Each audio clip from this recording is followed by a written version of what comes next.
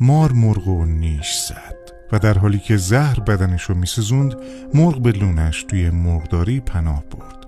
ولی بقیه مرغ‌ها اونو بیرون کردن تا زهر به بقیه سرایت نکنه. مرغ لنگ لنگان در حال گریه کردن رفت، اما نه به خاطر نیش بلکه به خاطر طرد شدن توسط خانواده‌اش درست زمانی که بهشون نیاز داشت.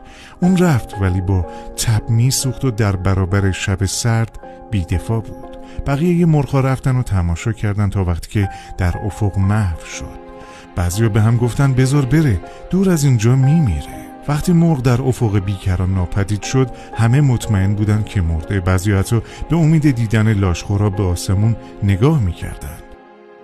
روزها گذشت. خیلی بعدتر پرنده به مرغداری اومد و گفت خواهرتون زنده است. اون در یه غار دور از اینجا زندگی میکنه، ولی یکی از پاهاشو به خاطر نیش مار از دست داده.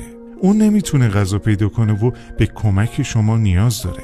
همه جا سکوت بود. سپس بهونه ها شروع شد. من نمیتونم برم، در حال تخم گذاریم. من نمیتونم برم، دنبال دونه میگردم. من نمیتونم برم، باید از جوجه ها مراقبت کنم. و یکی یکی همه درخواست رو رد کردن. پرنده بدون کمک به غار برگشت. باز هم روزها گذشت. خیلی وقت بعد پرنده برگشت، ولی این بار با یه خبر تلخ. خواهرتون از دنیا رفته، در غار تنها مرد و الان کسی نیست که دفنش کنه. در اون لحظه سنگینی عجیبی فضای مرغداری رو پر کرد. اونایی که در حال تخم گذاری بودن صبر کردن، اونایی که دنبال دونه بودن دست نگه داشتن، اونایی که باید از جوجه‌هاشون مراقبت میکردن برای لحظه بیخیال شدن. پشیمانی دردناکتر از هر زهری بود.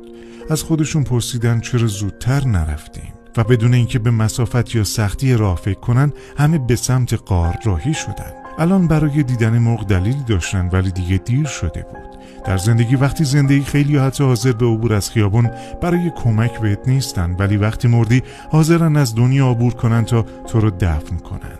و اکثر اشکا در مراسم خاکسپاری نه از درد بلکه از پشیمانی و حسرته.